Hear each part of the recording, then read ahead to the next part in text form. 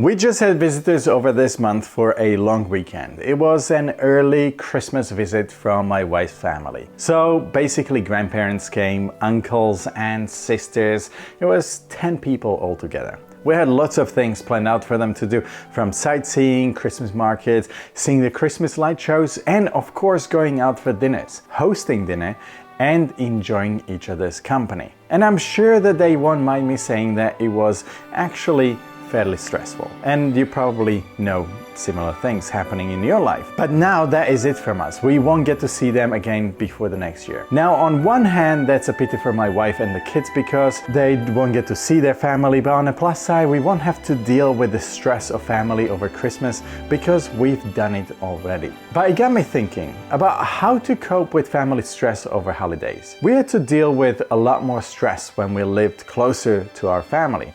And although we love spending time with them, it did mean that we had a lot to cope with all at the same time over Christmas and New Year. So here are my tips for dealing with the craziness that is the Christmas and New Year holidays.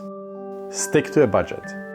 It's super easy to get carried away with Christmas shopping and spending, so if you haven't set up a budget for it, do it now. Sure, Christmas is the time for giving, but you can give something other than a gift that will just sit in a cupboard unused.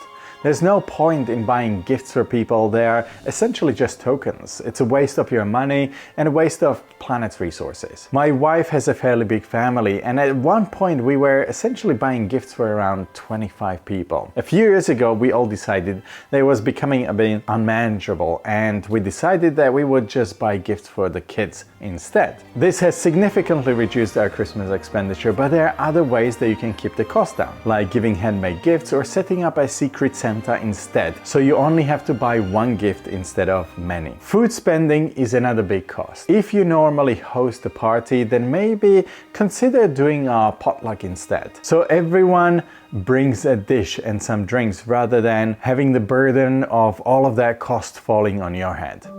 Plan ahead. During the holidays, there are normally lots of different activities going on and lots of invites to different parties floating around.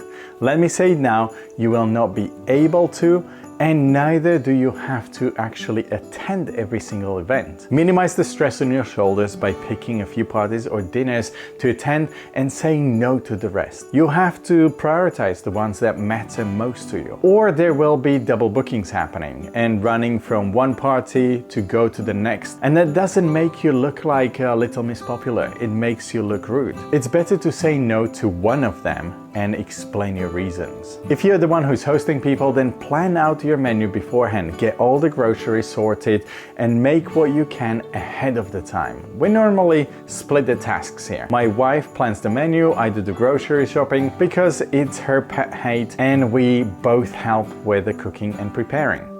Delegate.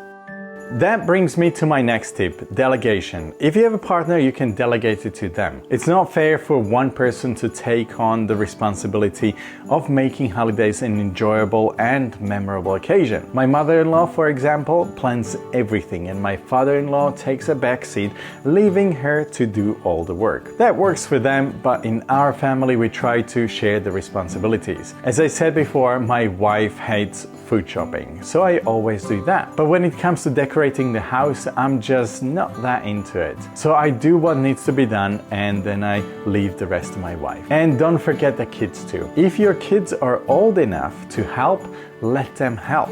Don't let it all fall onto one person, whether that's you or your partner, to organize everything, because that's just not fair. And also contributing to making the holidays enjoyable, everybody doing a little bit makes them enjoy it so much more.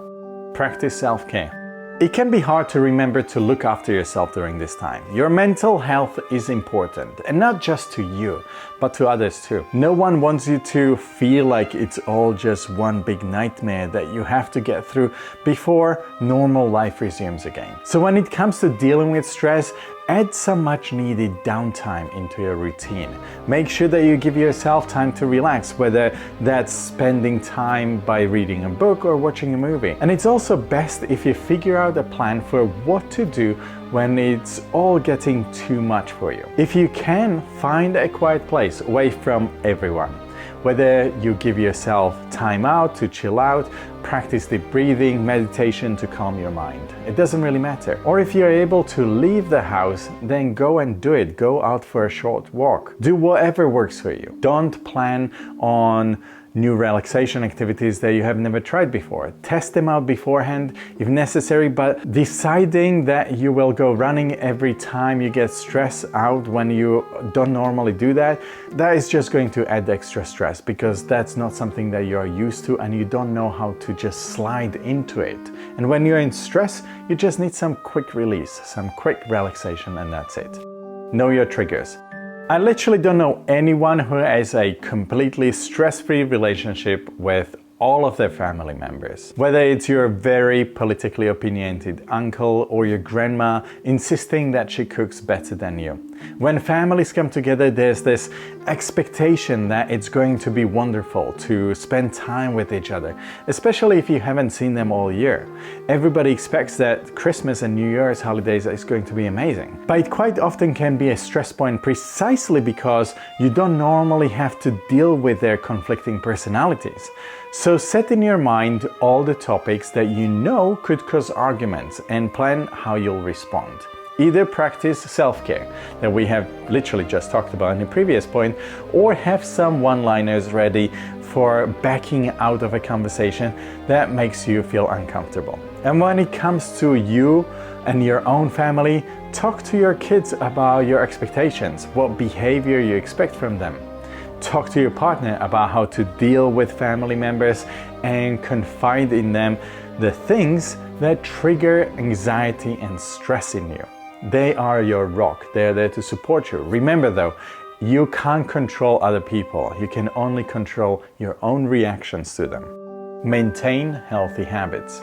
With all the stress, the anxiety, and not forgetting the good food, it can be easy to let yourself go. I know that some years I've told myself, well, it's Christmas, and I've given myself permission to overeat. By the time the New Year comes around, I've got so much work to do to get back into a healthy routine that it's insane.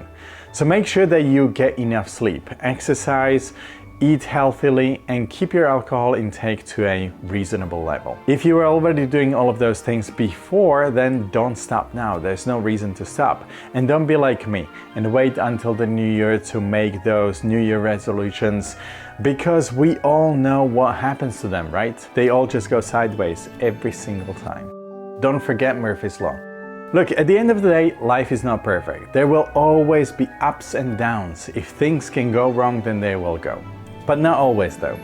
Things will happen that you didn't plan for. People will argue, the turkey might be overcooked, and your kids may just misbehave despite the fact that you just had a talk. So instead of worrying about everything, try to relax and enjoy being with the people that you have around you. After all, you haven't seen them all year.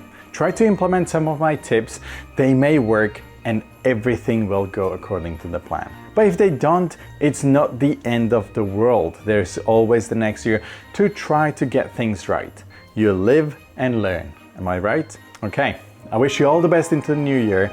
That is it from me for now. Happy holidays from all of us at the Wondershare FamiSafe team. I wish you loads of joy and happiness and health, and I'll see you in the next one. Bye.